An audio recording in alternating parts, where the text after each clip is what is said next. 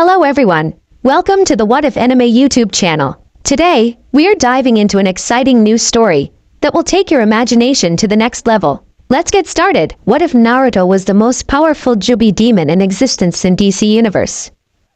With the war finally over, the elemental nations went through a period of peace like none other.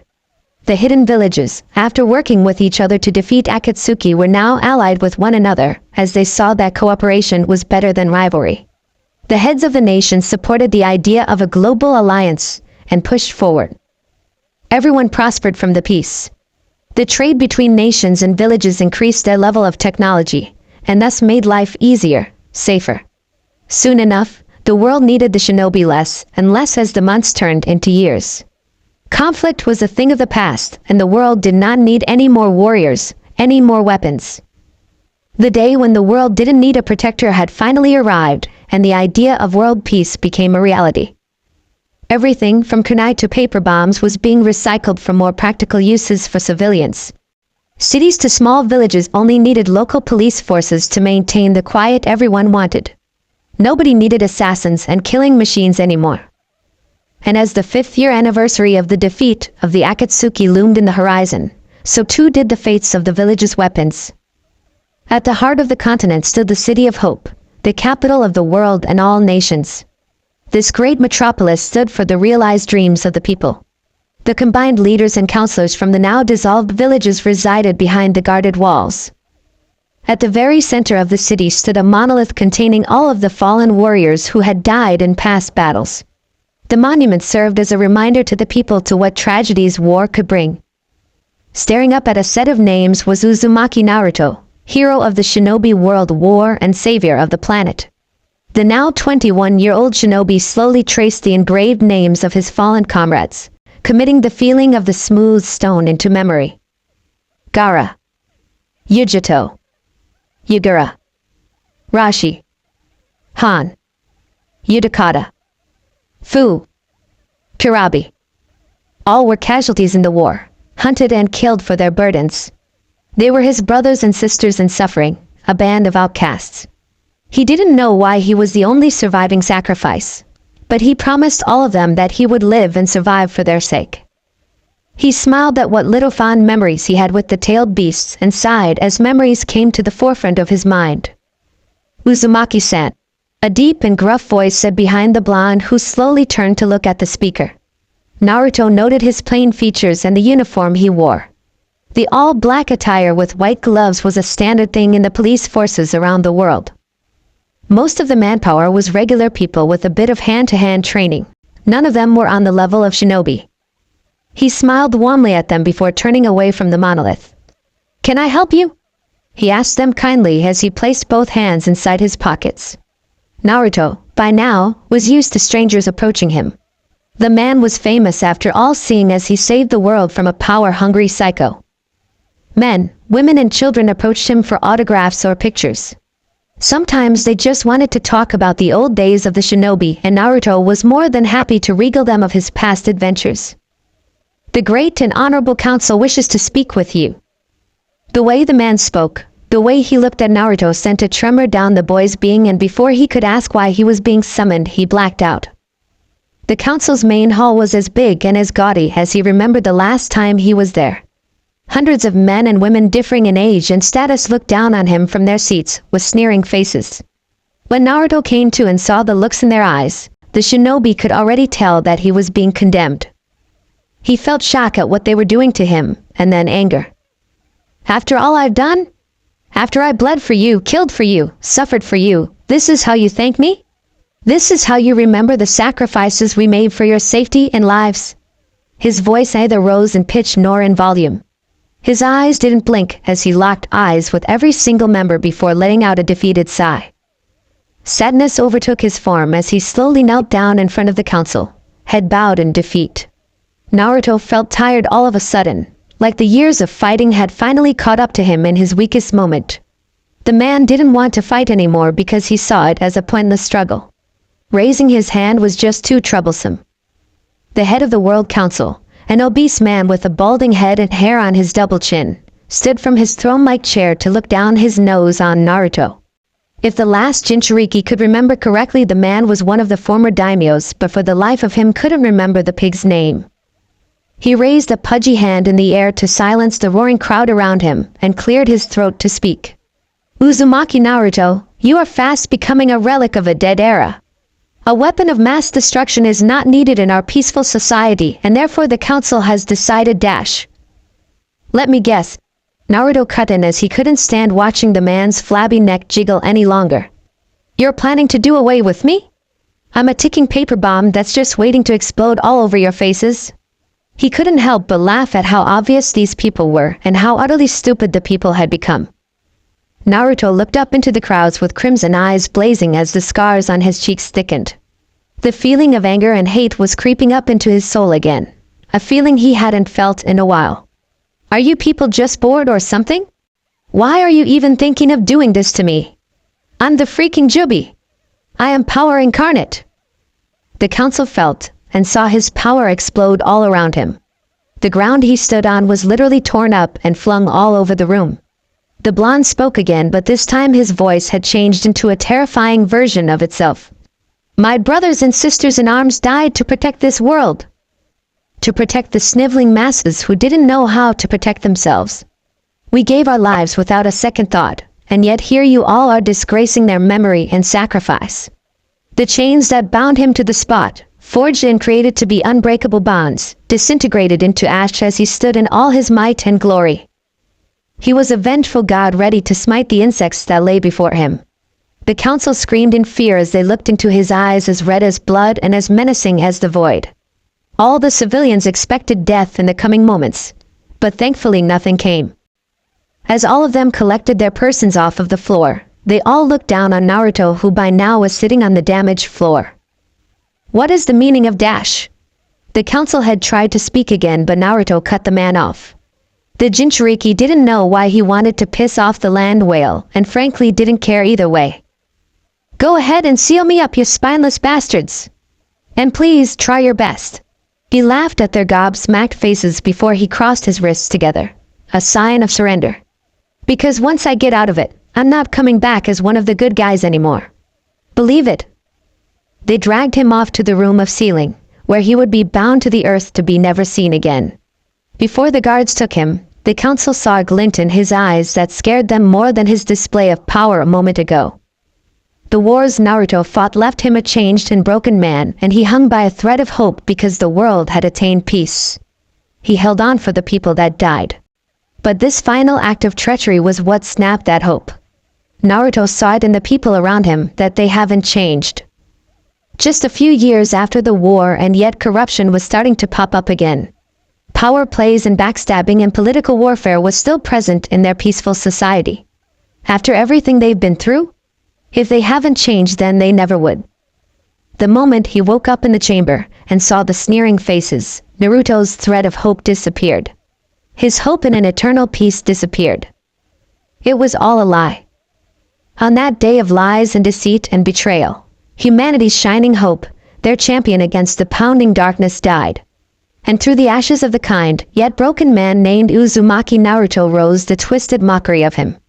All would learn to fear the true evil that would consume this world in fire and blood and war. Billions of years later. Jump City, California was a bustling district filled with shopping malls and nightclubs. Some people have called it a tourist trap, while others said that it was a city where an individual could start fresh. There were lots of opportunities present in the city for both rich and poor, young and old. Jobs were plentiful here, and houses and apartments were sold cheap.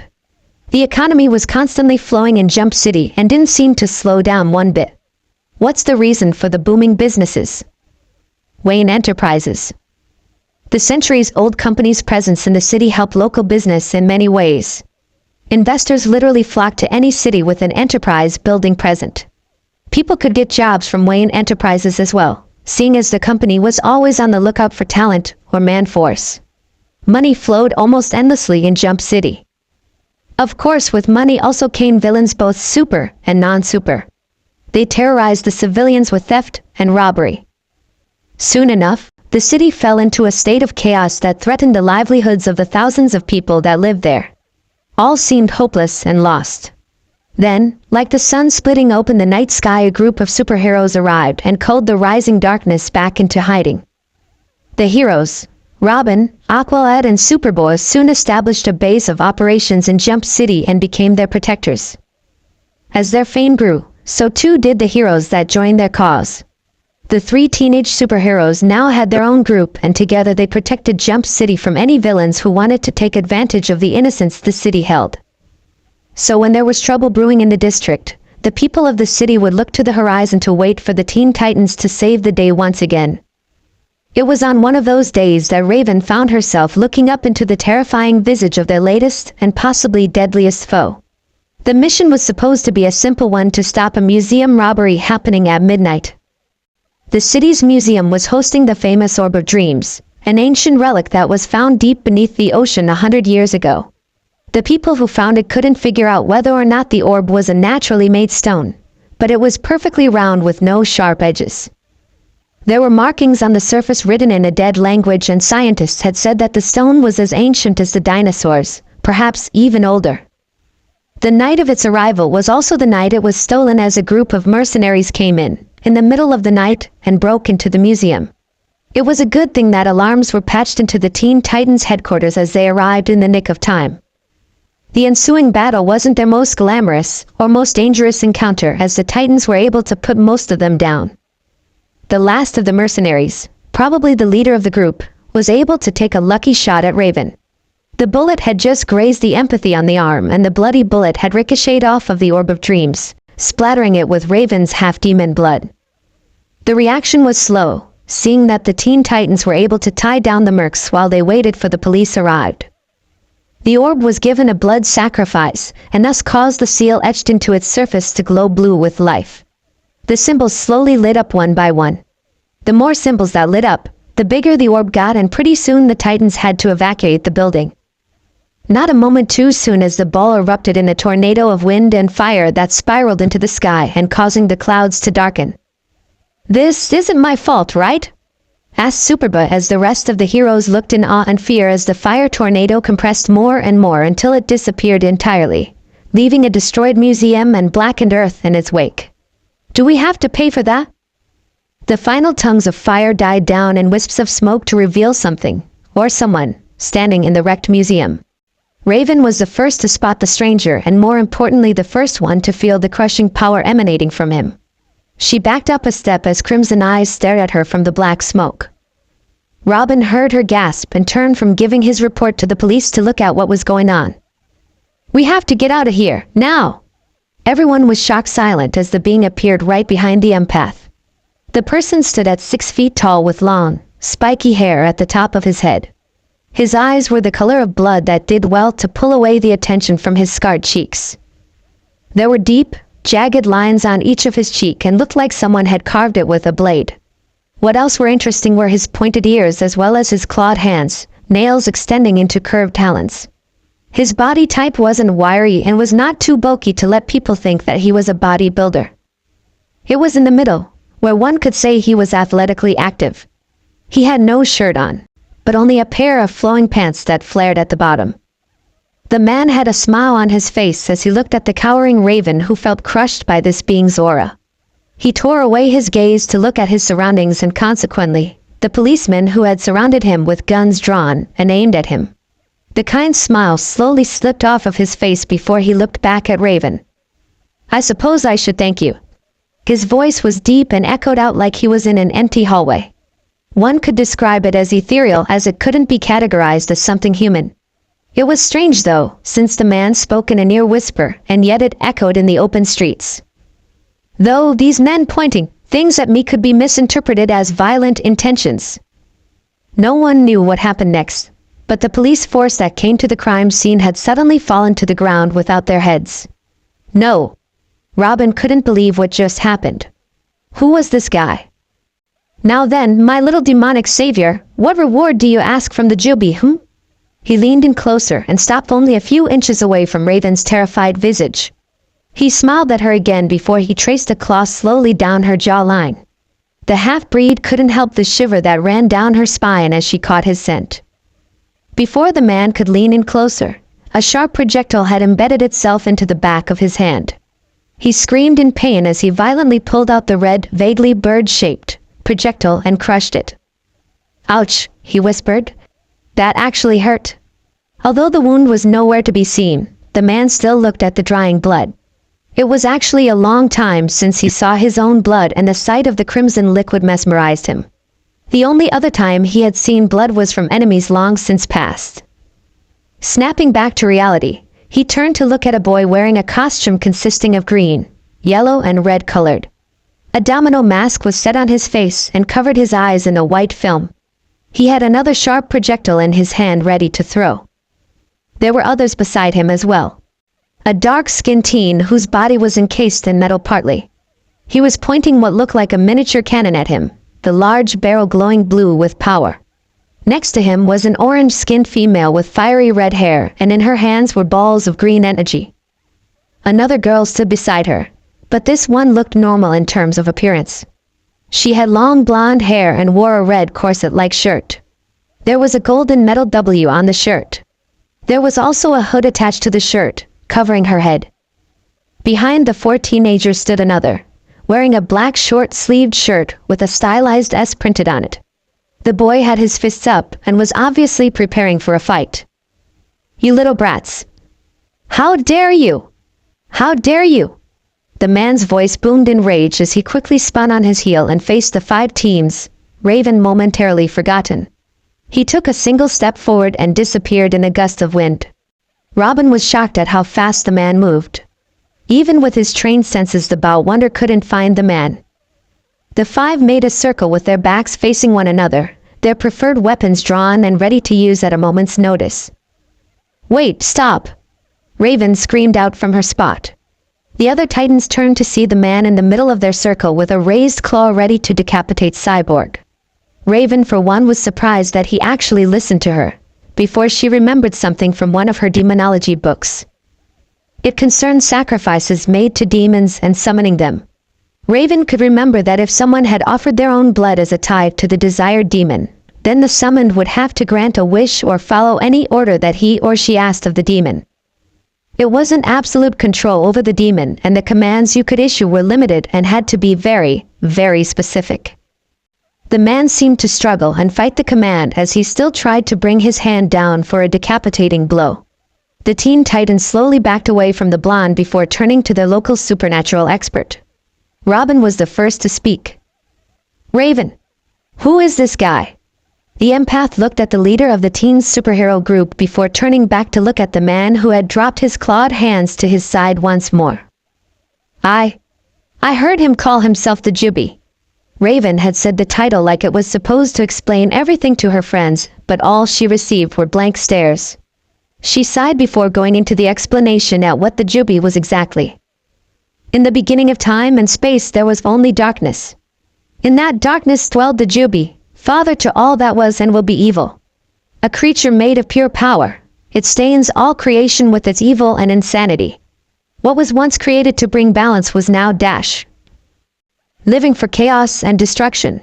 The now identified Juubi rushed into the group, throwing slashes wildly around him as the titans scrambled to get away. Robin tried to jump away from one of the slash attacks but was caught unawares as the Juubi spun into a roundhouse kick that impacted his chest in a crunch. With the force of the spin, the Juubi dropped into a drop kick that sent Superboy hurtling through a building. Instead of falling to the ground, he sank into the ground like he was falling into water. Cyborg didn't even know what hit him as the Juubi slashed open his exoskeleton, exposing his inner circuitry.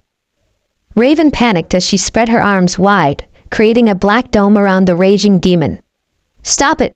He didn't listen as he punched at the dome of energy. "Stop it!" Cracks formed around the dome as he continued his relentless assault. "I command you to stop!"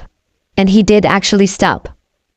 Raven sighed in relief as she reinforced the dome back into perfect condition. She looked up at the man before gasping in surprise as his hand shot out of the impenetrable dome and clasped around her neck. The shock of the action caused her concentration to falter, making the dome disperse in a ripple. "Impossible! I gave you a direct command!" She tried to punch and kick her way free, but all it did was make him laugh.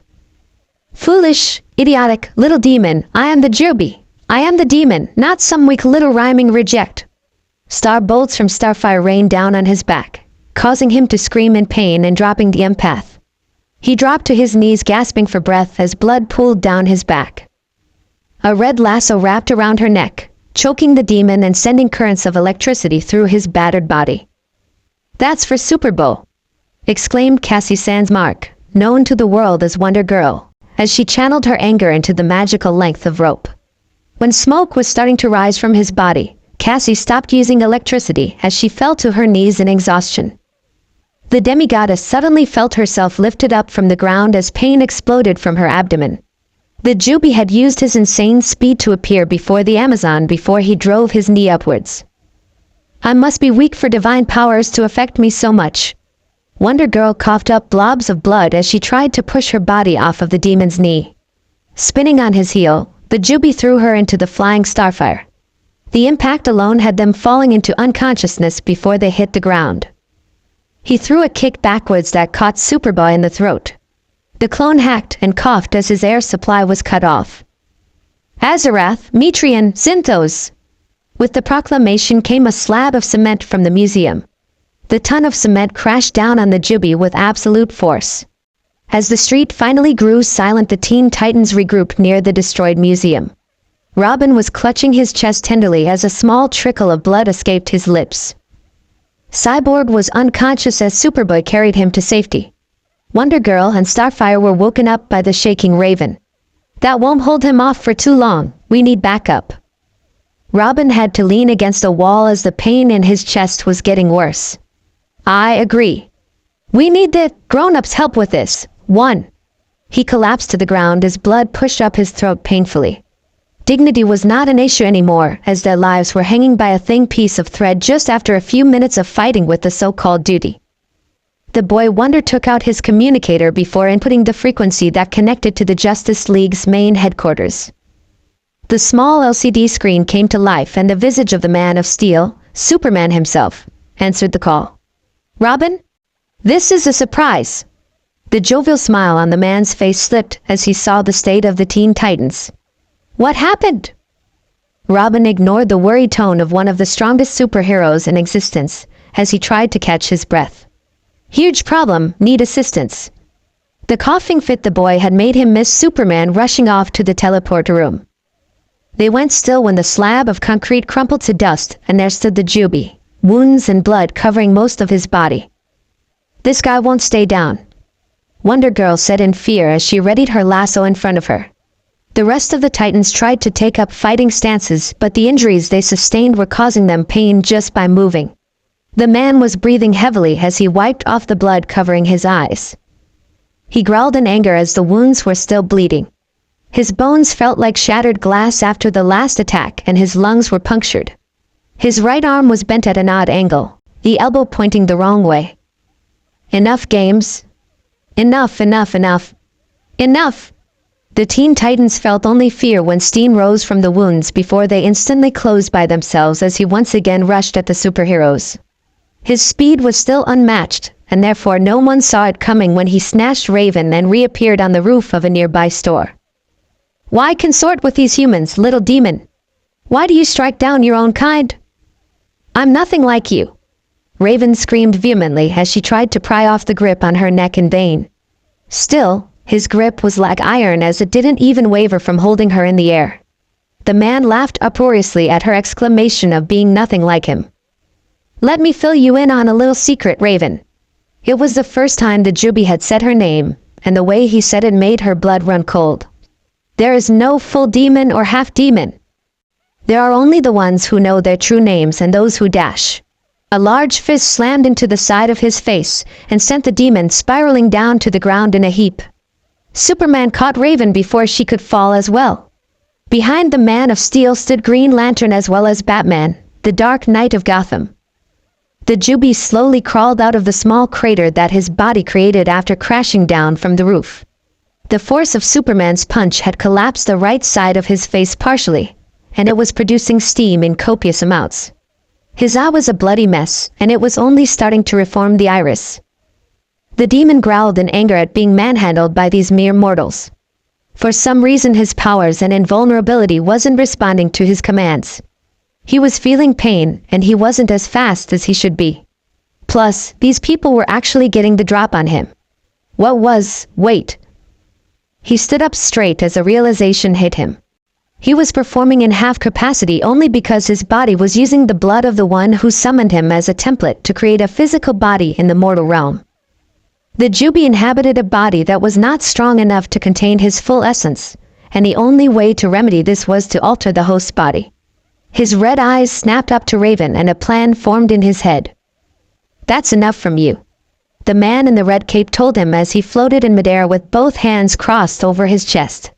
The real threats that the Juubi could see were the three people who had just arrived. The man wearing blue and the one in green were the biggest threats, while the man dressed as a bat was just another human. The Juubi relaxed his stance slowly before looking around him. The Teen Titans were at the end of the street still, and Raven had found her way back to her friends. "Who are you to stand in my way?" His voice was rather calm considering the circumstances. Superman eyed the being carefully before he answered the question. "We are the protectors of this planet from all threats within our society and outside."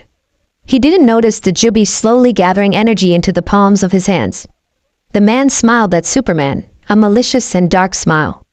He raised his hands as if in surrender, before 3 balls of red energy sprung to life in each hand. "Then protect the humans. Catch these if you can." With a wordless command, the balls launched forth into the distance. Their speed was comparable to missiles. Superman and Green Lantern rushed to stop whatever those things were and left the Teen Titans and Batman to the mercy of the Juubi. Said Demon looked at the black-clad man before scoffing. "You do not pose a threat to me, human. Why don't you just lie down and die?" Batman couldn't help the smirk that broke his scowl as the Batwing flew overhead and bombarded the Juubi with 20mm rounds.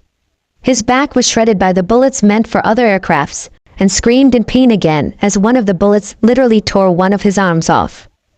He wasn't done, however, as the Batwing went for another round and dropped the bomb on him. But instead of an explosion accompanied by fire, cryogenic fluids doused him from head to toe and instantly froze him on the spot.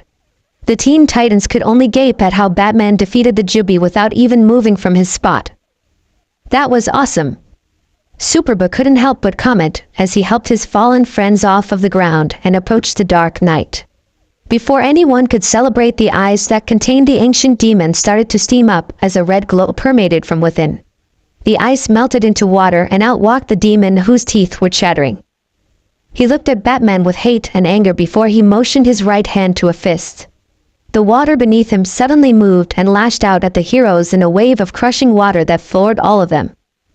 As they tried to get rid of the nausea from the attack, the Juubi approached Raven before fisting his hands into her hood. "No more games!" He grabbed her by the waist before disappearing in a flash of light before anyone could react.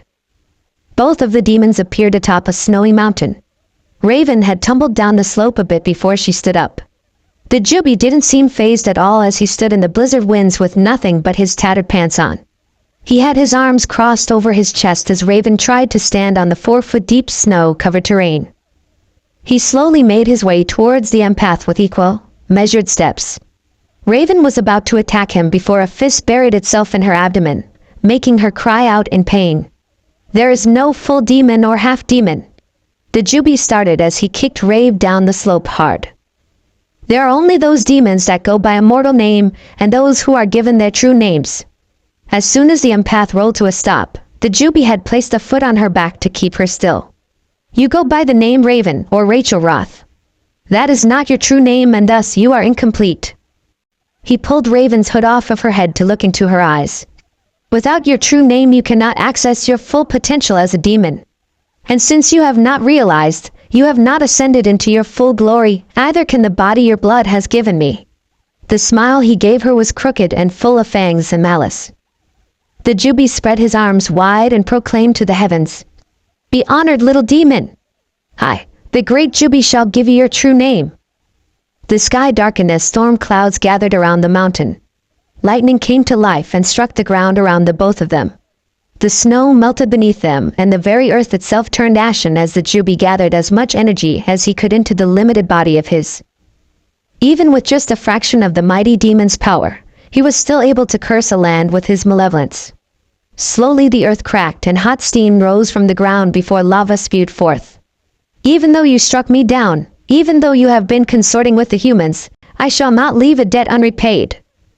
He cupped her pale cheeks into his hands as he leaned in close to the empatha's face. Rise up, Proserpine, archemon of pride. The Juubi kissed her then, putting all of his darkness and malevolence and insanity into her mortal being, into her very soul. The changes were instantaneous. As her shoulder-length hair lengthened to the middle of her back, silver streaks appeared in random lengths all over. A pair of horns slowly rose from the side of her head, pointing 2 feet in the air. Her trimmed fingernails lengthened into black claws. 2 leathery wings grew from her back and spread around her in all of their glory. Each of her wings were twice her height and as dark as midnight. A 3-foot-long tail grew from just above her backside and tapered off into a claw-like end. Raven's teenage body aged and matured into their peak and would forever stay that way. When Raven opened her eyes, the once indigo-hued orbs were now crimson with slit pupils. As the power coursed through her veins, Raven couldn't help let out a sigh of contentment from her lips. Sharp fans peeked from her upper lips as she tasted the ashen air. Her hands roamed her developed body, and she couldn't help smirk in appreciation on how her body filled out. If this was how a true demon felt, then Raven would have done so sooner. How do you feel, Proserpine? With her heightened senses, Raven could actually hear through the demonic tinge of his voice. The Juubi sounded like a young man in his 20s, maybe even younger. With her new eyes she could see the once invisible aura of power around him. Like his eyes, the aura was crimson and slowly brushed against her pale skin. I feel faster, stronger, powerful. If I knew I would feel like this, then I would have found out my name, true name, sooner. She laughed to the heavens as she flared her power needlessly. Gale force winds thrashed the terrain further as she spread her new appendages as far as she could. And please, she continued as the black aura around her form dissipated back into nothingness. Call me Raven. And you can call me Naruto. Naruto, doesn't that mean fish cake? She giggled at how he scrunched up his face in irritation. It would seem that she had hit a nerve. Whirlpool, little demon, my name means whirlpool. Naruto scratched the back of his head before sighing. Is the hunger kicking in yet? Oh yes, I feel like I could eat a horse or something. Disguise yourself then, Raven. He was about to take off but suddenly remembered that the world was much more different than when he had left it. Plus, being stuck in the void for such a long time, billions or millions of years, had destroyed his once legendary sense of direction. He spun around on his heel and looked at the newly minted archdemon and said, Why don't you pick a place to eat, yes? I literally have no idea where to go nowadays. Raven struck a thinking pose with a finger to her chin before a light bulb flashed on in her head. She turned to Naruto with a smile, wholly misplaced with how she looked now. Has the Juubi ever tried pizza? The Teen Titans headquarters was deathly quiet as the whole contingent tried to wrap their minds on the idea that Raven was gone. Robin was grasping at his hair in frustration at how his team, his friends, could have been so soundly defeated. He thought that Raven getting kidnapped was his own failing, as whatever mistakes the Titans did was his fault as their leader. Batman stood behind the boy Wonder, silently giving the boy his support the only way he knew how. Superman and Green Lantern were down at the medical bay getting their wounds treated. The orbs of light that the Juubi threw were highly explosive and acidic enough to eat through the emerald light of the Lantern's ring and burn the last sun of Krypton. If they hadn't stopped those attacks, then most of the western coast would have suffered nuclear fallouts. Beast Boy, who was on the other side of the city on another mission at the time, felt guilty for not being there to help his friends. The Kid Flash and Red Arrow were huddled with the other Titans in silence. We need to know who we're up against, suddenly exclaimed Robin as he stood from his seat. He turned to address everyone present. Help me get Raven's books on demonology. The more we know about this Juubi, the easier it is to deal with him next time. I promise there will be a next time. It was strange seeing the world so different, and yet so similar to what he could remember. Buildings were larger and more symmetrical. Roads were paved with cement and asphalt. There were things called cars all over the place. And the clothes. There were men and women here wearing things that his godfather, rest his soul, would have loved seeing. The experience was an eye-opener to the ancient demon, and the influx of information on how things changed was making him dizzy. He was happy to note that some things stayed the same. People were still killing one another, still robbing, still hating. Naruto breathed in all of the negative and malicious energy in the air and sighed in contentment. It was like pure oxygen to him, and made his immortal body swell with power. Looking to the side, Naruto noticed Raven swooning as well. A blush had adorned her cheeks and her eyes were heavy with an emotion he was intimate with. "It feels amazing, doesn't it?" Naruto said with a chuckle as he helped Raven stand on her own two legs. The empath looked up to the demon and gave a shy nod, uncertain of what was happening.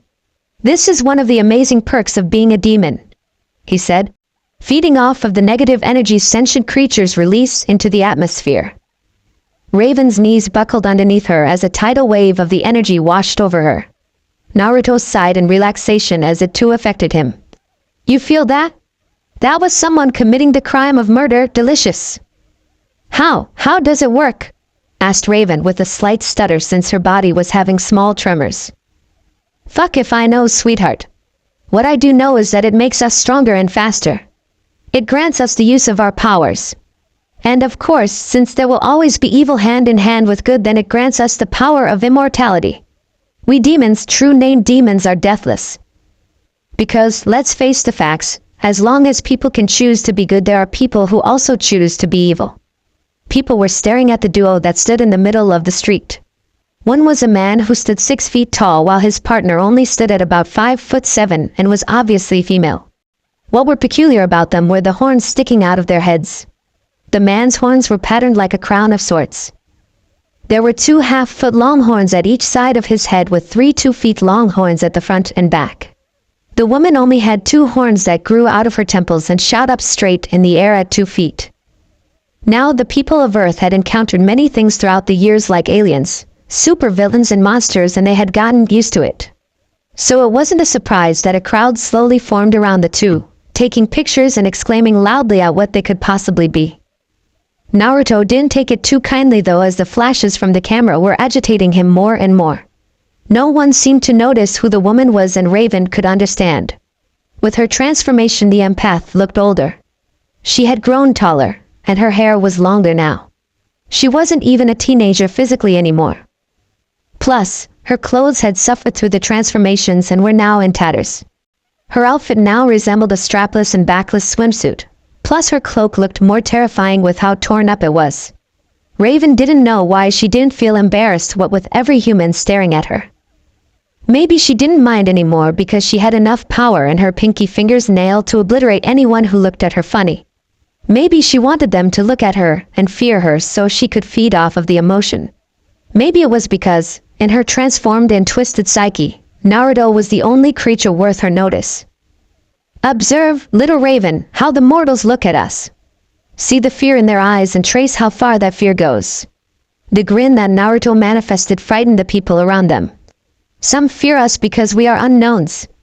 Others fear us because of their beliefs, as they should, since we really are demons. As for the rest, they fear us because we are different. We are not part of their routine. And Raven did look into their eyes. She saw the fear and suspicion festering in their very souls. Were they like this when she was only half a demon? Were they so fucking stupid? A hand on her shoulder made the demon turn to look at Naruto, his red eyes glowing with power and malice. "Here, let me show you what a fraction, just a pinch, of our powers can do." Naruto brought her closer to his chest, letting the archdemon rest her head on his chest. "Watch and enjoy the show." A ripple of air slowly moved away from the pair in a dome, touching the crowd in a silent gust of wind. A few seconds passed before the effects were seen. Screams started to echo out from the crowd, from the whole city, as people, good, bad, men, women, children, men, started to beat each other to death in a maddened frenzy. Naruto looked on and couldn't help but laugh out loud.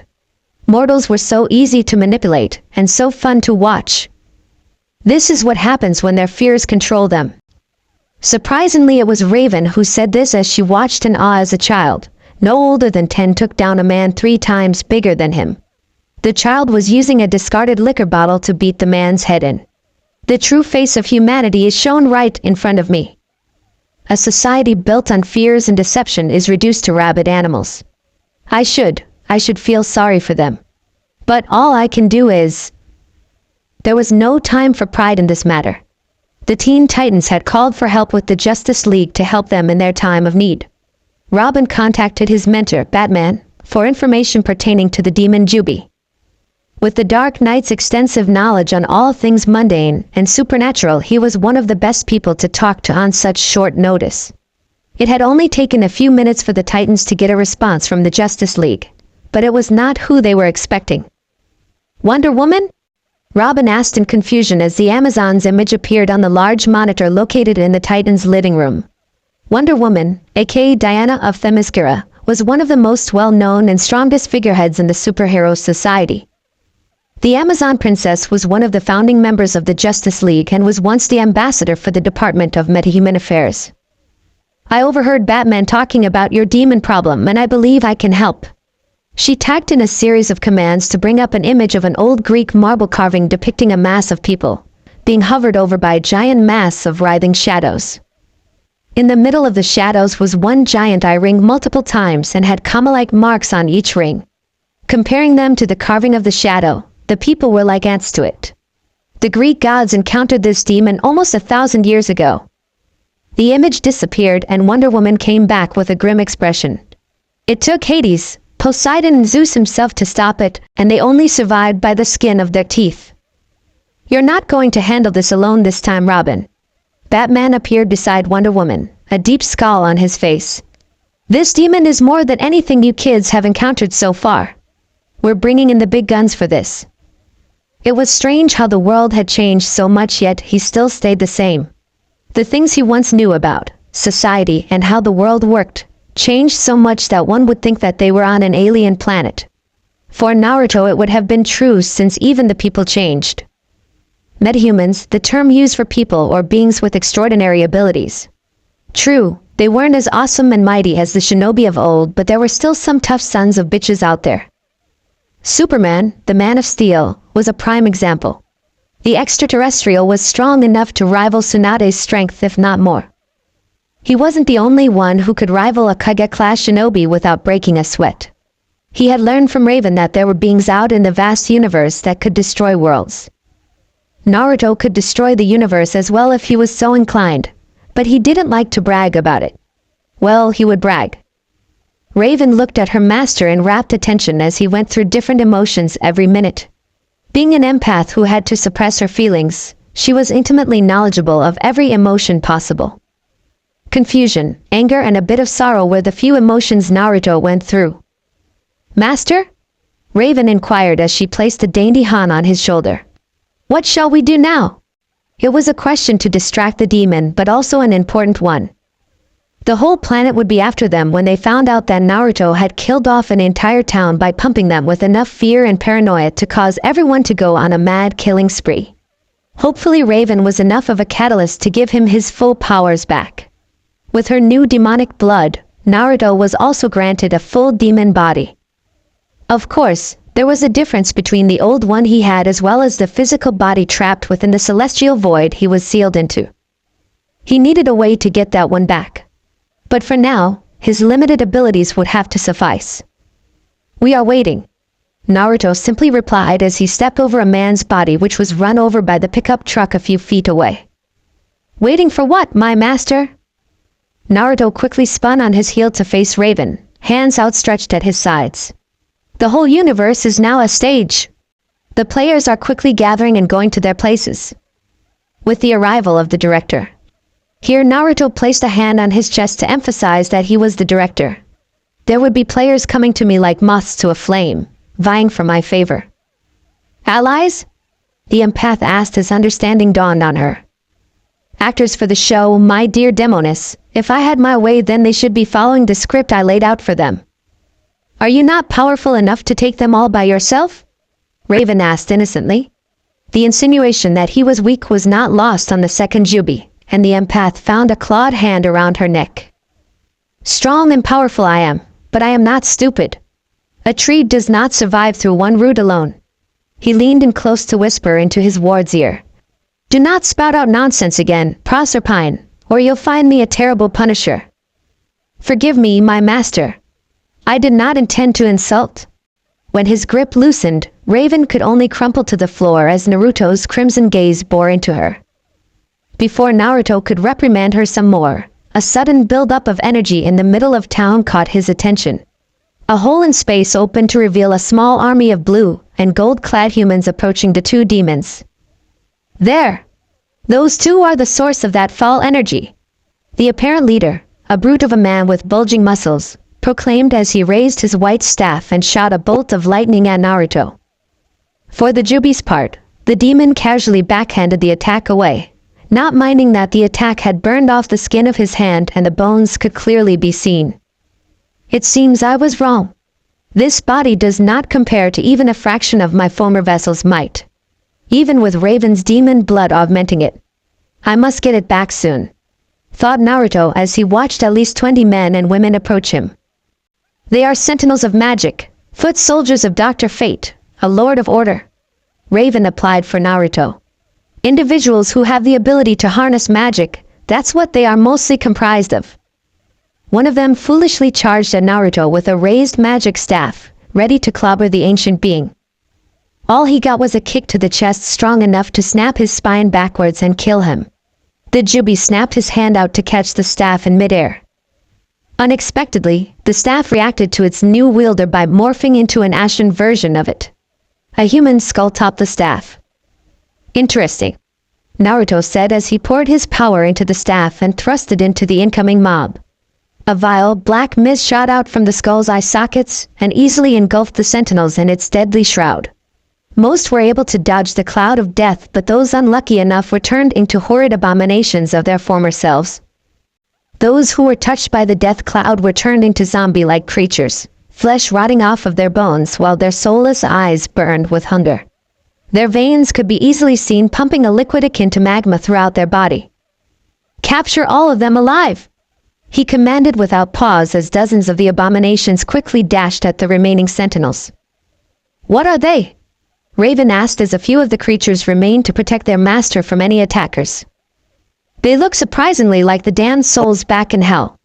Very interesting. A battle of epic proportions broke out in the middle of the town as the sentinels did not hesitate in trying to put down the monstrosities.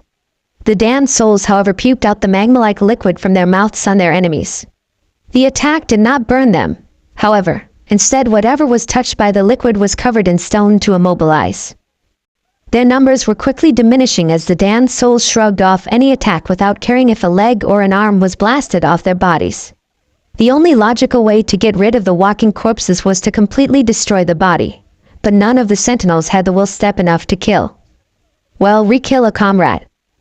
Justice League Watchtower. The Moon. Every active hero on the League's roster as well as other superhero teams was gathered in the main hall. The Dark Knight Batman was busy typing in commands into the main supercomputer while Superman and Wonder Woman stood at his sides. He was using the tower's long-range scanners to scour the planet for any traces of the demon and a kidnapped Teen Titan. So far they didn't have any luck yet. Everyone was quiet as they watched the screen light up from time to time. It was always amazing to see the tower in full use. Sometimes people thought that the watchtower was just a building on the moon. They tend to forget the equipment installed in it. Any luck? Superman asked quietly. He didn't want to break the silence the hall had descended into. Batman looked at the screen for a moment before shaking his head. Nothing so far. If we're lucky enough, they might still be on Earth. If we're not, then they're probably not in this dimension anymore. If it comes to that, then we'll have to get in contact with Dr. Fate. He won't be enough to stop that demon. Zeus and the other gods of Mount Olympus were barely able to push him back into his prison, quipped Wonder Woman as she crossed her arms in irritation. What chance do we have against the likes of this Juubi? It's not like you to be this pessimistic, Diana. Superman turned to his friend and gave her a caring, if a bit strange, smile. What's wrong? If the gods struggled to contain this demon, then what chance do we have? We've fought gods before and we've won. Superman fights a god almost annually and he wins against them too. I'm pretty sure that we can take this demon on. It was Batman who spoke this time, not even turning away from the screen as he spoke. But this is more than doubt, isn't it? With the end of the question, that man turned to look at the Amazonian princess as well. Diana sighed as she pinched the bridge of her nose between her right pointer and middle finger. The combined stare down of Clark and Bruce were getting on her nerves. This demon was told to us back when I was but a child. He was the monster parents tell their children at night to make them behave. In Themyscira it's different. They tell us how they struggled against this demon, a demon that destroys mountains with a flick of his wrist. Wonder Woman let out another sigh as she leaned against the window that showed a view of Earth in the distance. This was the monster in our closet. He was the one who scared us into obeying our orders. He was the one who would steal naughty little girls in the dead of night. We knew that he would reappear sooner or later, but I never thought that I would be alive to see the day the demon returns. You say it like it's the end of days with this Juubi reappearing, Flash said after being silent for so long. And besides, when this demon pops its ugly head again, then the Justice League will be there to stop him. We've done far more dangerous things than fighting a demon. I mean, here he gestures to the hundreds of heroes standing in the hall with them. We've got the most powerful heroes as our allies. And none of us would ever let some billion-year-old demon destroy our home. With his speech came the growing cheer as everyone in attendance agreed with the Flash. Does that answer any of your doubts, Diana? Asked the Caped Crusader. Even though he wasn't smiling, it was evident in his voice that he wholeheartedly agreed with his fellow superheroes. Wonder Woman couldn't help but smile as well. Although the Flash's speech wasn't the best she heard, it still did its job in lifting her spirits. Come hell or high water, the Amazon would stand against the Juubi with her friends by her side. Did you know that when a being is sealed into anything, the concept of time and space are distorted? You do not end up in a blank space just to float around in. Instead, you are thrust into a multitude of places all at once. You are suffocating in the vacuums of space, but at the same time drowning in an ocean. You are fighting for your soul in the pits of hell, but at the same time enjoying paradise in the clouds. A few seconds of this nightmare was enough to drive a man insane. A millennia of this was enough to create a monster like Naruto. No living thing was supposed to be sealed into an object because until the time where Naruto was sealed, no one else had done so. Reality was distorted in a seal and everything was not what they seemed. Naruto had grown into an intelligent and strong-willed man, but even he couldn't stave off the strain he was constantly under when he was in the seals, so eventually he broke. Boiling rage and a dark hatred was pieced together from the fragments of his mind. Hate instead of love, enemies instead of friends. And evil was born out of something good. Once again, the world turned its back on a creature sent to save it, and it came back to bite them in the ass. Naruto smiled in satisfaction as the space in front of his extended finger gave in and broke. Images and sounds screeched and rippled in protest as the demon forced his way between the cracks of reality, and created a shortcut right to the doorstep of Dr. Fate. The doorway is open! Raven, get rid of the unneeded and follow me. He turned to look at his apprentice of sorts before stepping into the swirling portal and disappearing. Raven gave a mute nod before looking at all the captured sentinels of magic, as well as the abominations, slowly floating in a magic bubble built by the demoness herself. With a negligent wave of her hand, like she was just swatting away an errant fly, the dark bubbles constricted before imploding. The occupants were brutally crushed into a fine red mist. When the duo had captured the remaining sentinels, Naruto had siphoned their magics to force open a portal. Naruto's powers were destructive in nature, and something like cross-dimensional portals was something just out of his grasp of understanding. So instead of trying to make his own portal, Naruto cracked open a mind, stole the memory of how to make one, and then used the life essence of the Sentinels to create a portal to their headquarters, where Naruto was sure Dr. Fate was. In the distance stood the structure known to the Sentinels as the Tower of Fate, the home of the Doctor. The tower was made out of pure brick and had no visible doors or windows. Naruto could feel the power radiating around and within the tower. It was such a terrifyingly overpowering sensation that Raven could not support herself any longer and fell to her knees. The energy around is absolutely blinding. Tell me again, dear Raven, who is this Dr. Fate? The promise of battle made his blood burn in anticipation. One of the most powerful beings to ever exist. A powerful sorcerer and W with his cloak, his H-helm and A amulet. The demoness had to take in a lungful of air as the power was slowly suffocating the oxygen from her body. Seeing Proserpine suffering, Naruto sighed in exasperation before releasing his own formidable aura to counteract the other. Like a blanket, Naruto's red aura surrounded her and empowered her body with strength. With newfound energy, she stood up without assistance before smiling at her master. Thank wide dash. What are my chances against him? Naruto asked bluntly as he scanned the area, seeing no visible traps and no hidden ambushes. He had to ask himself if there were anyone around. Please forgive me, master, but I do not know how powerful you are. Naruto smiled at the proclamation before shrugging off the black overcoat he wore, showing off the plain undershirt he wore as well as the black slacks and leather shoes. Let's change that, shall we? Naruto took one step forward before a magical rune lit up under his foot. Raven's shock was evident as it quickly exploded and took Naruto's foot with it. But the demon didn't even blink as he moved on, the lost foot growing back in speeds that were impossible for anyone else. The closer he got to the Tower of Fate, the more runic traps activated. Magic used to devastate an army was bearing down on one man, one step at a time, and all he did was grin through the pain of having his body get ripped to shreds. Show me what this body can do. Through a magical mirror, Inza Kramer, the wife of Dr. Fate, Ken Nelson, watched the progress of the blonde-haired demon through the traps she and Kent had set up an hour before his arrival. With the Helm of Fate, Ken knew that the sentinels he sent would not be enough to stop Naruto, nor were the traps outside enough to kill him. Dr. Fate would have to go out into the field himself and repel the Juubi. He did not know if his powers were enough, nor if he would even survive the battle. Every time he tried to look into the future, his visions were dark as the void. Never before had this happened, when the future was not written in stone. When his destiny would be decided on who was stronger, who was faster, and who was better. Securing the cloak of destiny around his frame, Dr. Fate looked into the mirror once last time before walking towards the exit.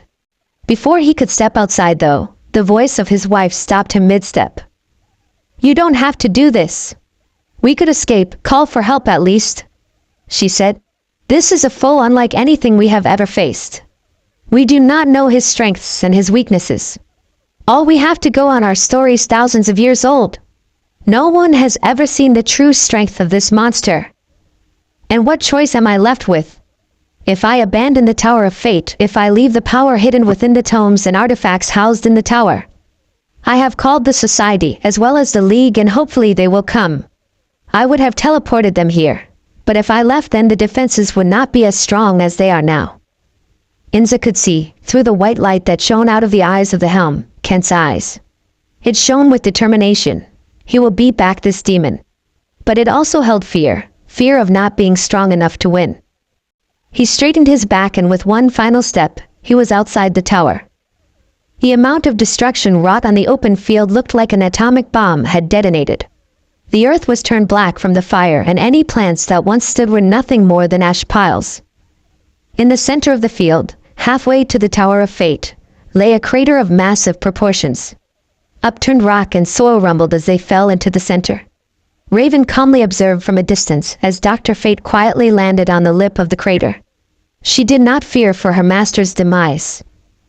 The demoness saw and felt his power erupt right before the final blast. She saw the titanic shadow through the smoke and fire. You cannot fool me, ten-tailed beast. Show yourself and face me. The roar of thunder echoed across the land as Dr. Fate gathered energy into his body. With his jaw set and fist curled, Kent was ready to fight. From within the smoke, a snort of amusement could be heard, followed right after by a strong gust of wind that blew away the rest of the smoke screen. As you wish. Titanic claws made out of pitch-black energy shot out and gripped the mouth of the crater. The sheer force made the ground quake and the sky rumble as those hands slowly lifted up Naruto into view. A shadow, at least 100 meters in height, stood above the land. There were no defining characteristics on the body, only 5 black tails of energy slowly waving around and its single eye staring at the superhero. The eye was colored red and had 3 black rings surrounding the pupil. On each of the rings were comma-like markings, 3 on each. Dr. Fate idly made note that the kamas looked like Japanese magatama. Everything else looked like it was made from darkness itself. It still amuses me how you humans act like you even have a chance against me. Your bravado impresses no one, Dr. Fate. A ball of black energy created in a split second in front of where the Juubi's mouth should be exploded into a lance of scorching heat. The power behind the attack disintegrated the ground and would have vaporized the hero if he hadn't created a small pocket dimension to absorb the attack fully. The roar died down soon enough and Dr. Fate lashed out in return. A spear of lightning tore through the air and struck Naruto in the face, making him howl in pain. Before Naruto could attack again, dozens of spears made out of light pierced and passed through his body. Katon, Naruto exclaimed as a concentrated firestorm engulfed Dr. Fate before exploding violently. He raised a claw in the air before slamming it into the ground, followed by his other. Again and again he pounded Dr. Fate into the dirt, each attack getting stronger than the last. Naruto would have used Banbutsu Sozo, his most powerful offensive and defensive attack, but the price would be too high for his current state. Banbutsu Sozo was one of Naruto's most powerful techniques. With the mastery of yin and yang energy, Naruto could create anything from nothing. It was terrifying in the hands of Naruto, true, but the price of the technique was great. A tail of chakra would be sacrificed for the use of the Banbutsu Sozo for at least 2 hours and 40 minutes. If Naruto pushed himself to use the technique for a full day, that is, for 24 hours, then he would sacrifice 10 of his tails. Though not permanent, the time to recover a tail's worth of chakra would hinder him greatly. The cons would outweigh the pros of the technique since each tail was an indicator for how much power and chakra he had at his disposal. The less tails of energy stored within him, then the weaker he would become. With his current body, Naruto could only call upon 6 of his tails at the moment. Any more, then the frail vessel would start to destroy itself from the inside out. Charging up another Baijudama, Naruto was caught off guard when a glowing circle of runes appeared above his head before his first attack slammed into him in full force. His hands couldn't withstand the sheer power behind his own Baijudama and buckled. The impact made from his body and the attack that was pushing him down caused a cloud of dirt to shoot high into the air. Clever little insect. Size would not win this fight apparently. In a few moments, Naruto reverted into his chakra mode. The color of his eyes changed from red to orange in this form, and while his full-on Biju transformation gave him a near impenetrable black chakra shroud, the chakra mode granted him a shroud that looked like it was made from yellow, flickering flames. Since he was the Juubi and not a Jinchuriki anymore, his form was made out of pure chakra and had no markings whatsoever. Naruto can use this form much longer than his full transformation, but the constant drain on his chakra reserves were still taxing. The longest he used the chakra mode in any of its variations was a full week without stopping. He burst into action and sped towards Dr. Fate, the boost in speed causing a sonic boom to part the smoke and reveal his target. By the look on his face, Naruto had caught him off guard with his transformation, and he took advantage of it as he created a pair of chakra arms to hold on to the hero's arms before shoving a Raisin Shuriken into his chest. Naruto didn't stop there as he proceeded to punch and clobber Dr. Fate into an unrecognizable pulp. He was going to finish him off finally, but Dr. Fate fizzed out of existence in a burst of static sparks. A clone technique? You do not see what is in front of you, demon. This will be your undoing. From the top of the Tower of Fate stood Dr. Fate, the solid illusion doing its job and distracting, hands outstretched in front of him as he manipulated the magic energy in the surroundings. Beneath Naruto, encompassing the crater where he stood, a runic circle with the shape of a jackal's head shone from the dirt. Burning skies and boiling seas sealed this foul demon for eternity. Tomb of Anubis. Fuinjutsu, Kagama wo Raimen Shimasu. The spell Dr. Fate used was supposed to be able to banish powerful demons back to the underworld. The Tomb of Anubis spell kills the vessel of the demon and anchors down their soul back to hell. Not only would it banish the demon, but it will, at the same time, forbid them from climbing back out for at least a century. It was not a spell to be lightly used, seeing as the requirements for this certain spell was astronomical. Any normal sorcerer would be killed immediately, his life being siphoned into the runic seal to power it. Luckily for Ken Nelson, He had access to cosmic amounts of magical energy. Unluckily, he did not know that Naruto had achieved the status of Sealing Master back in the Elemental Nations. He, along with Jiraiya and his father, Minato Namikaze, were the only recognized masters in all of the lands. Instead of igniting into a pillar of white fire like it should, the seal exploded outwards. A wall of fire came to life from nothing and roared towards Dr. Fate, who was preparing another rune to counter. The wall of flames suddenly split in half to make way for a giant orb of black chakra. Naruto had thrown the unrefined Baijidama for a widespread effect rather than the concentrated beam. With flames dancing around his form, the Juubi extended his right hand forward with his palm facing the Baijidama. His eyes rippled, like a pebble falling into a pond, transforming into his true eyes once again. Shinra Tensei. The Baijidama suddenly lurched forward with great speed. Dr. Fate's surprise cost him greatly as the orb of positive black and negative white chakra sheared off the roof of the Tower of Fate, and the doctor with it. The orb continued along its path of destruction a few kilometers away before impacting the ground and exploding in a black mushroom cloud. Naruto exhaled tiredly as his chakra cloak receded, his clothes underneath none the worse. The Juubi could finally see the limits of his current body and was not at all impressed. Each technique he used was not as strong as they should be. He neither has his blinding speed nor his superior strength. Manifesting 6 fully formed tails were his limit, and the use of his true eyes made him cry blood. These few seconds that Naruto used to catch his breath was what Dr. Fate anticipated throughout their encounter.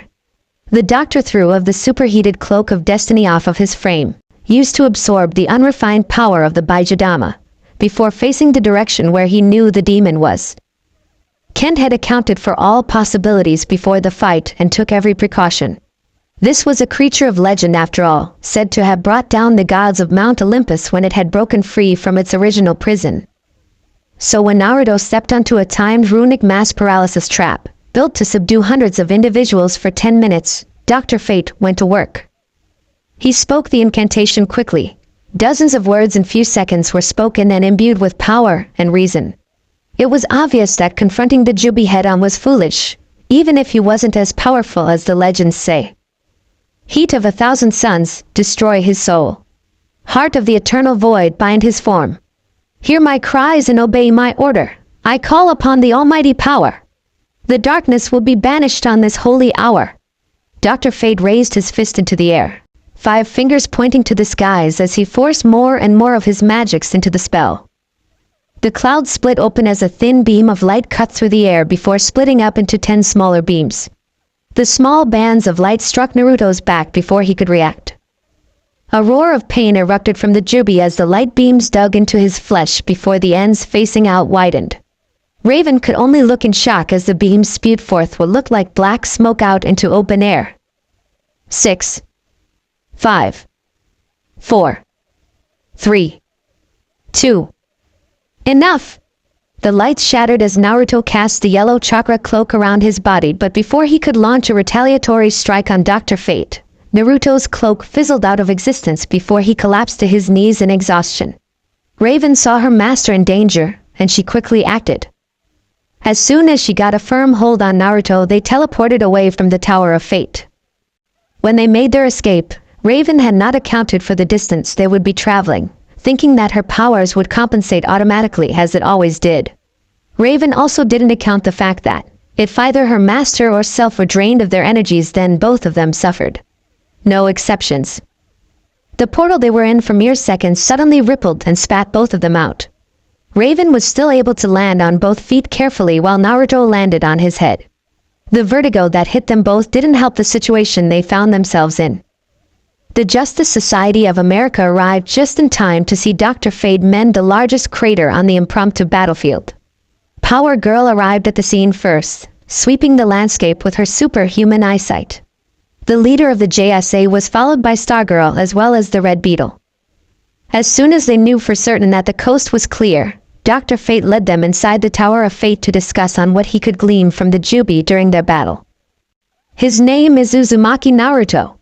From what I could dig up from the labyrinth in his mind, he was born in a civilization thousands of years ago, in a parallel universe of our own. Dimensional demon, what else is new? Power Girl asked sarcastically as she crossed her arms under her impressive bust. With the repertoire of villains she had encountered over the years, few things could surprise the blonde. Quite, Dr. Fate replied with a nod. But his powers are something else entirely. He uses a form of energy that he can shape and manipulate freely. Naruto can either use this energy to make fire or control gravity. I do believe he can manipulate this energy to alter his physical form as well. Kent was rifling through the collection of books he had, trying to find a clue or answer to the mystery of the Juubi. What that energy exactly is, I have yet to find out. Snapping his fingers loudly, a 3-foot-tall, 3-foot-wide mirror rose from the ground and came to a rest in front of the collection of superheroes. Stargirl looked at the mirror questioningly before moving images appeared on its reflective surface. A full-body shot of Naruto stepping out of the portal he used to enter the Cell Realm was the first to appear, garnering a reaction from Stargirl. Oh, he's a cute one. I mean a cute villain/demon thingy. She corrected herself when Power Girl looked at her scathingly when she made voice of her opinion. The video, for what else could it be, didn't stop there as Raven stepped out of the portal next in all of her demonic glory. Mixed reactions were received as they watched the images shift into Naruto transforming. Okay, what the hell is that? Red Beetle asked as the Biju proceeded to smash the ground where the doctor was on in the video before firing off a Baijudama. Thank the gods he didn't use those powers in a populated area. That thing's like an atomic bomb's explosive force was concentrated into a laser beam. When the video ended with Naruto's retreat, Dr. Fate spoke again. I was able to land a deciding blow at the end. Although it was not the effect I intended, I was able to slice a part of his soul from his body. This, of course, made him weaker. And from what I see, this bastard can feel pain. He isn't some all-powerful, invincible demon god like what Wonder Woman had implied. Power Girl nodded at her own conclusion. I'm not so sure that her statement was false. What do you mean? Stargirl asked as she leaned on her staff, after a few moments of silence. What I mean is that Uzumaki Naruto, the Juubi, is not a far cry away from being a god. I felt his power, and I have seen his soul. Both are fractured and pieces are missing entirely. This is where Raven comes into the equation. I have a theory on her new look, so to speak. In some point in time after her kidnapping, Naruto may have either possessed her or turned her into a demon. This was somehow given him a connection to Raven and her soul. With this link, Naruto can fill in the gaps in his own soul. Wait, does that mean the Juubi is trying to get back to his full strength then? With the display of his not 100% strength, no one wanted to think what that beam attack would be like if it was. It is the most logical conclusion. He may turn more people into demon. Who, I do not know. But the fact remains that we must stop him before he does. I'll go inform Superman. We need everyone in on this. Naruto woke up to the sounds of people shouting as well as screams of anger and fear. His eyes were unfocused and all he saw were blurry shapes in a black background. He couldn't make out any words either, just a muted buzz.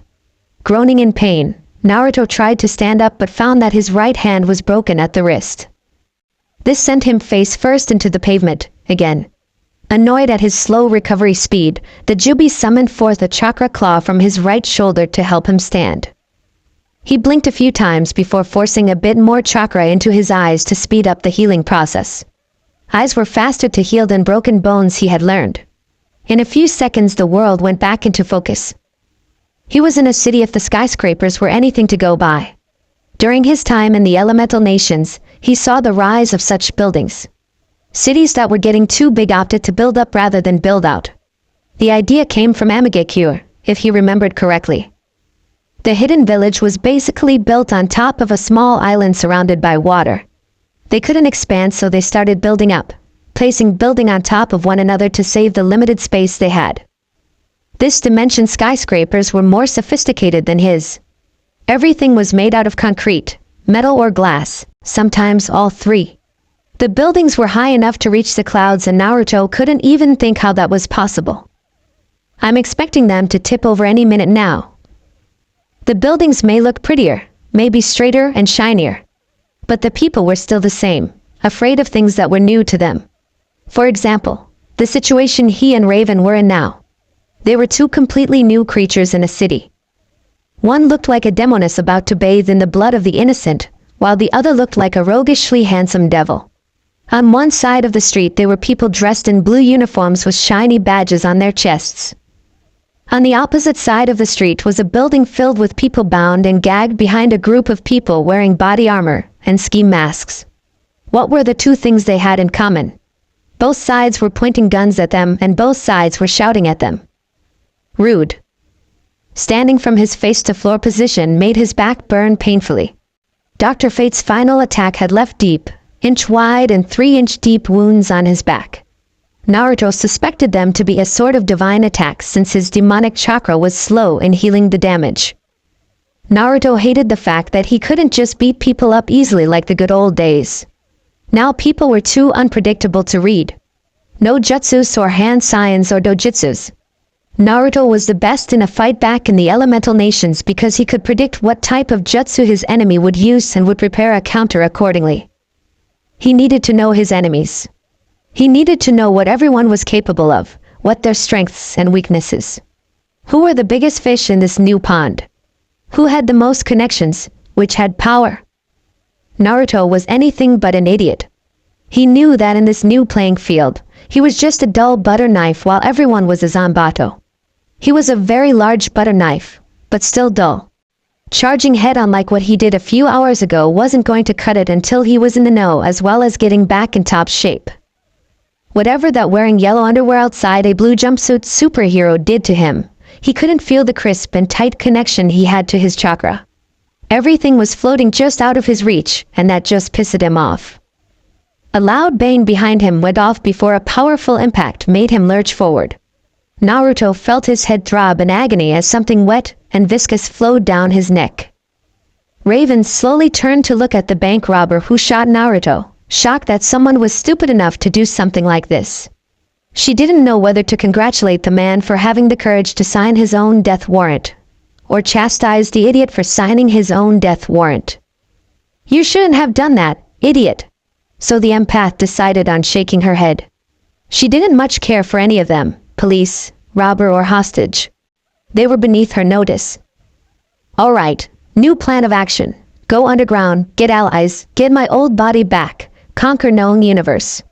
The Juubi straightened up from his slight slouch before firing off a mini Baijidama into the bank, killing everyone in the building as well as the building behind it. Behind Naruto, Raven gathered energy into her hands before flinging those outwards. The police as well as their vehicles were engulfed in black energy before being brutally compacted into a sphere just an inch wide. But first, get everything out of my system. Chapter end.